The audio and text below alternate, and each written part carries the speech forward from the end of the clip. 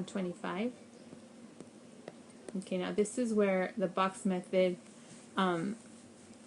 actually comes in more handy. The first two examples I could have done it without the box method. So 2x squared plus 11x minus 40. We multiply these two, we get negative 80x squared. Bring down the 2x squared. Bring down the negative 40.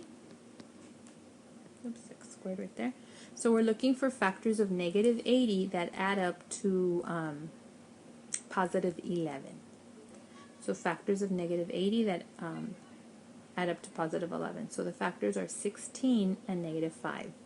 So 16x minus 5x. So these two add up to 11x, and they multiply to negative 80x squared. So those are the ones we're going to use for our box.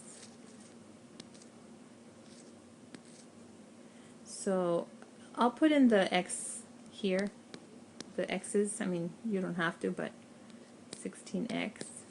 You can just put in the numbers, but this is, I guess, is more complete. And so I look for the greatest common factor right here. So the greatest common factor in the first row is 2x.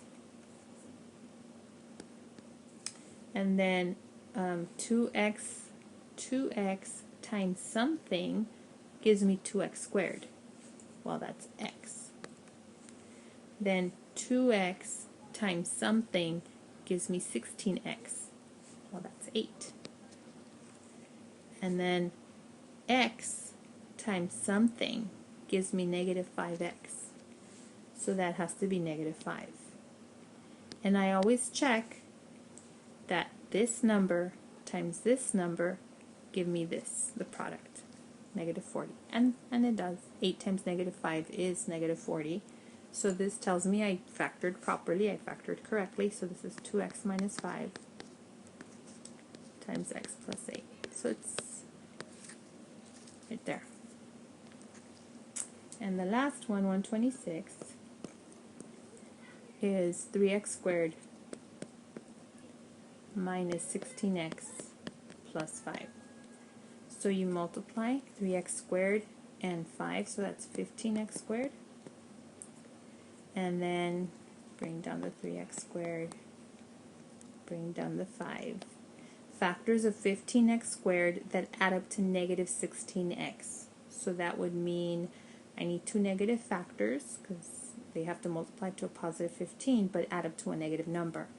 So that's negative 15x and negative x. Okay, so these four go in the box. And on this one I'll just put the numbers without the x's. So the 3, the coefficients, negative 15, negative 1, and 5.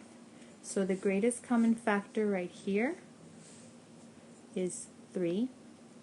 Oh, what happens? Sorry. So the greatest common factor is 3. And then you check something times 3 is 3. That something is 1. And then some number times 3 is negative 15. Well, that has to be negative 5. And then some number times 1 is negative 1, so that would have to be negative 1. And then you always check, is negative 5 times negative 1 equal to 5? Yes, it is.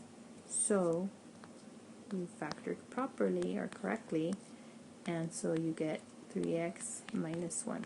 So remember, when you don't use the numbers, the variables, typically the variables, the x squared goes here in the first box on the upper left hand corner, and these are x's, the negative 15 and the negative 1. So when you just write the coefficients, we know that the x should go here and should go here. So if that's going to be too confusing for you, just go ahead and use the x's like I did on number 125. Okay?